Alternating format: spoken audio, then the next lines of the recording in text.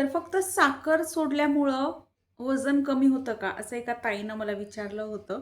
तर त्याचबद्दल ह्या व्हिडिओमध्ये मी बोलणार आहे. अ, जसं की माझा साखरेचा उपवास चालू आहे. आज 12वा दिवस आहे आणि मला एका ताईनं विचारलं, की "खरंच ताई फक्त साखर सोडल्यामुळे वजन कमी होतं का?" तर वजन कमी होतं असं नाही, पण तुम्हाला ते वजन कमी करायला मदत करतं. जसं की जर आपण व्यायाम करत असू किंवा वॉकिंग करत असू, सकाळी चालायला जातो आपण.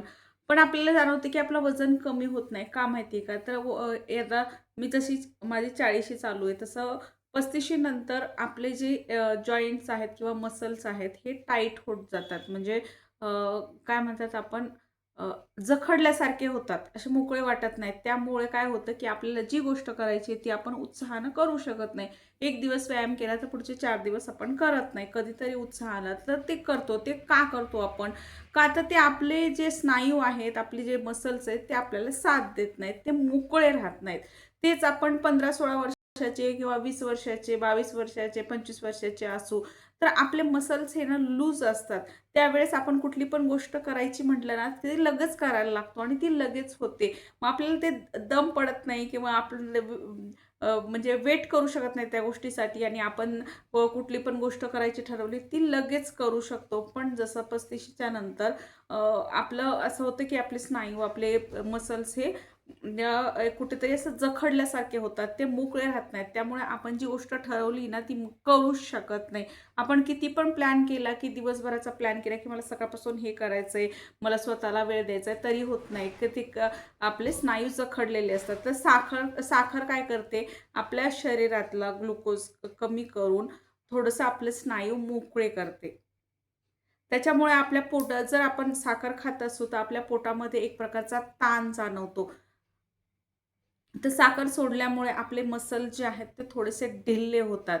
अ, पोटाचे मसल्स असतील, हाताचे मसल्स असतील, पायाचे मसल्स असतील आणि आपली हालचाल आपल्याला व्यवस्थित करता येते. त्यामुळे कुठेतरी उत्साह जाणवतो, की नाही आता मी करू शकते आणि ते जी गोष्ट तुम्ही करताय, व्यायाम करताय, सकाळचं चालणं करताय किंवा कुठलीही गोष्ट करताय ती इफेक्टिव्हली होते. जेव्हा तुम्ही साखर कंझ्युम करत असता, साखर खात असता, तेव्हा जर तुम्ही वर्कआउट करताय, व्यायाम करताय, तर तुम्हाला जसं 10% तुम्हाला जर रिझल्ट दिसत असेल, तर इथे 50 ते 60% रिझल्ट दिसत असतो साखर सोडल्यानंतर. आणि सगळ्यात महत्त्वाची एक गोष्ट आहे, की तुम्हाला बारीक व्हायचंय का तुम्हाला तुमची ताकद वाढवायची आहे. ह्या 2 गोष्टी खूप वेगळ्या आहेत. काही-काही जणांना फक्त बारीक व्हायचं असतं म्हणून कुठलेतरी पावडर किंवा कुठलेतरी ज्युसेस घेऊन ते बारीक होतात. पण तुम्हाला सांगू का तसे बारीक झालेले जे लोक असतात ना, तर अक्षरशः तुम्ही जर त्यांना जवळून बघितलं ना, तर तुम्हाला पण जाणवेल की एखाद्या फळातलं ज्यूस काढल्यानंतर ते फळ कसं दिसेल सुरकुतल्यासारखं, अक्षरशः ते लोक तसे दिसतात. जर तुम्हाला तसं बारीक व्हायचं असेल, तर त्यासाठी उपाय वेगळा आहे. पण तुम्हाला जर स्ट्रेंथ वाढवायची असेल, एक 30शी नंतर 35शी नंतर किंवा एक मुलगी आई झाल्यानंतर तिच्यातली ती अंगातली ताकद कमी होत जाते. असं वाटतं, की आपलं शरीर आपण नाही दुसरं कोणीतरी चालवतंय, जखडतं, काम होत नाही. असं वाटतं दिवसभर आपल्याला कोणतरी ढकलतंय म्हणून आपण काम करतोय. आपल्याला काम करण्याची इच्छा होत नाही. अक्षरशः घरातले 4च कामं असतात, ते सुद्धा होत नाहीत. ते का होतात? कारण आपल्या शरीरामधली ताकद कमी पडते. मग ही महत्त्वाची गोष्ट आहे, की आपल्याला वजन इथेच आपली गफलत होते, की सगळे जर म्हणतात, की माझं बहुतेक वजन वाढलंय. मी खूप बारीक होते लग्नाच्या आधी, तेव्हा मला खूप काम व्हायचं, आता होत नाही. माझं वजन वाढलंय वगैरे. याच्या वजनाशी काही संबंध नसतो. महत्त्वाची गोष्ट आणि सगळ्यात महत्त्वाची गोष्ट आपल्याला ही क्लिअर करायची, की आपल्याला झिरो फिगर व्हायचंय. आपल्या शरीरावरचं सगळं आपल्याला फॅट काढून टाकायचंय का आपल्या शरीरातली ताकद आपल्याला वाढवायचंय, हे सगळ्यात महत्त्वाची गोष्ट आहे. मग तुम्हाला जर वजन कमी करायचं असेल, तर तुम्ही सगळं सोडून द्या. आणि सगळं सोडून आपण आयुष्यभर तर तो पॅटर्न फॉलो नाही करू शकत ना. तशा प्रकारचं ड्रिंक आयुष्यभर तर घेऊ शकत नाही. मग तुम्ही जेव्हा ते बंद करता, तेव्हा झपकन तुमचं फॅट परत येतं किंवा तुम्हाला परत काहीतरी शरीराची व्याधी तयार आतले ऑर्गन्स काहीतरी व्याधी तयार करतात, आजार तयार करतात आणि मग तेव्हा ते खूप रिस्की कार्यक्रम होतो माहिती आहे का? त्याच्यामुळे आपल्या शरीराची स्ट्रेंथ वाढवण्याकडे आपल्याला महत्त्व दिलं पाहिजे, त्याच्याकडे आपला कल असला पाहिजे. मग त्याच्यासाठी काय करायचं? साखर सोडणं ही एक महत्त्वाची बाब आलीच. त्याचबरोबर आपण जे फक्त चपाती भाजी, पोळी भाजी, भात, भाकर भाजी, भात ह्या प्रकारचं जेवण करतो, वरण भात भाजी, हे आपलं दररोजचं जेवढं जेवण करतो, आपण म्हणतो की मी पोटभर जेवण केलं, तर तुम्हाला खरं सांगते ह्या जेवणातून आपल्याला काहीही न्यूट्रिशन भेटत नाही. ती भाजी किती शिजलेली असते, किती पाणी टाकलेलं असतं आणि किती ते शिजेपर्यंत आपण त्याची वाफ घालवलेली असते, ते वाफामधून त्या भाजीचं सगळं न्यूट्रिशन उडून गेलेलं असतं. आणि ते भाकरीचं पीठ आपण किती दिवसापूर्वीचं खातोय, चपातीचं पीठ किती दिवसापूर्वीचं खातोय, मग त्यातून ते न्यूट्रिशन व्हॅल्यू ठरवले जातात. त्यात न्यूट्रिशन काहीच राहत नाही. मी नेहमी म्हणते, की आपण फक्त पोट भरण्यासाठी खातो. तो कोटा आहे तो भरण्यासाठी खातो. शरीराला इंधन भेटावं म्हणून आपण त्यासाठी काहीही करत नाही. म्हणून आपल्याला अशक्तपणा जाणवतो. तर ते जेवण करताना थोडीशी काकडी घ्या, थोडंसं टोमॅटो घ्या आणि आवर्जून घ्या. आज कंटाळाच आला, जाऊ दे खूपच काम झालं आणि महिलांनी विशेषतः करून स्वतःकडे खूप लक्ष द्या.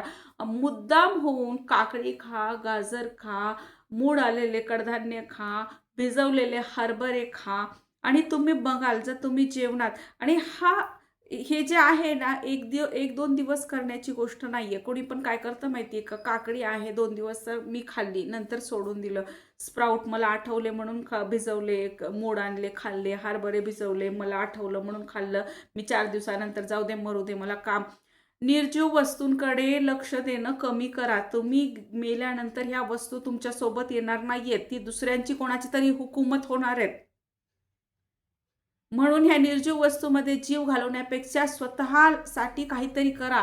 जेणेकरून मेल्यानंतर सुद्धा आपल्याला आपली बॉडी बघताना जाणवेल, की मी माझ्या स्वतःसाठी काहीतरी केलंय. सगळ्यात आधी आहार घेताना ह्या गोष्टी चेंज करा. थोडेसे हरभरे, थोडेसे स्प्राउट्स, काकडी, गाजर, टोमॅटो, कांदा जे काय आहे ते आहारात समाविष्ट करा कच्चं. त्याचबरोबर फुटाणे. फुटाण्यामध्ये प्रोटीन्स असतात, चांगलं असतात. मूठभर फुटाणे खा, त्यासोबत गुळाचा खडा खा. शेंगदाणे आणि गुळाचा खडा खा. याच्यामुळे हिमोग्लोबिन वाढतं. हे इतके साध्या गोष्टी आहेत ना. आपण काय म्हणतो माहिती आहे का, जाऊ द्या आज मला घरातले बेडशीटच काढायचे धुवायला, आज मला घरच चकाचक करायचंय, आज मला किचनच्या टाईल्सच स्वच्छ करायच्यात, आज मला कपडे असे टू चोळू धुवायचे आहेत. कोणतरी येईल, कोणीतरी बघल. दुसरं कोणीतरी घर बघण्यापेक्षा आपण आपल्या शरीराकडे आधी बघायला शिकलं पाहिजे. ते आधी सुरुवात करा आणि मग बघा तुमच्या शरीरामध्ये इतकी ताकद वाढेल की ही बाकीचे कामं सहज तुमच्याकडून होतील. इतक्या गोष्टी आपल्या घरात पडलेल्या असतात खाण्यासारख्या, पण आपण म्हणतो नको, जाऊ दे. हे जेवण काय करू? जेवण कमी बनवा, जेवण कमी खा. आपण भूक कमी असं वाटतं की एक भाकर खाल्ली, माझं पोटच भरलं नाही. ते पोट भरण्यासाठी खाऊ नका. त्या शरीराला इंधन देण्यासाठी पेट्रोलची गाडी आहे तर पेट्रोल भरा. तरच ते शरीर व्यवस्थित काम करेल. मध्ये सगळं इंजिनिअरिंग चालू आहे, मशीन्स चालू आहेत. तुमच्या मशीन्स 24 तास तुम्ही जरी झोपलात तरी तुमच्या मशीन्स चालू आहेत शरीरामधल्या आणि त्या मशीन्स व्यवस्थित चालण्यासाठी त्याच्यासाठी पोषक घटकच तुम्हाला त्यात घालावे लागणार. जर तुम्ही त्यात असा कचरा घातला तर ते कुठेतरी मशीनमध्ये अडकून तुमच्या मशीन्स जाम होणार.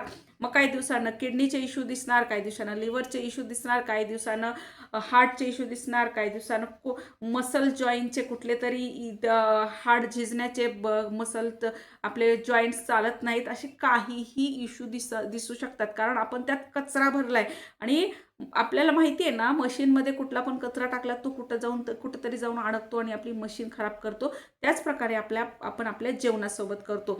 दररोजचं जेवण घेणं हे खूप चांगली गोष्ट आहे, पण त्याबरोबर काहीतरी पोषक घटक त्यात समाविष्ट करणं ही आणखीन जास्त महत्त्वाची गोष्ट आहे. 1 वाटी दही घ्या, थोडीशी काकडी, टोमॅटो, गाजर, कांदा हे जेवणासोबत सलाड घ्याच.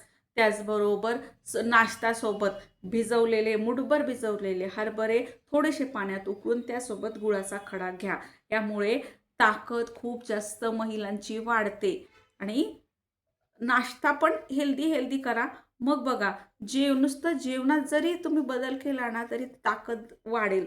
मग हे महत्त्वाचं आहे, की ताकद वाढवायची आहे का वजन कमी करायचं आहे? नुसतं वजन कमी केलं तर तुम्ही त्या सापळ्यासारखे दिसणार आणि तुमची ताकद जेवढी होती ना, तेवढी कमी होणार.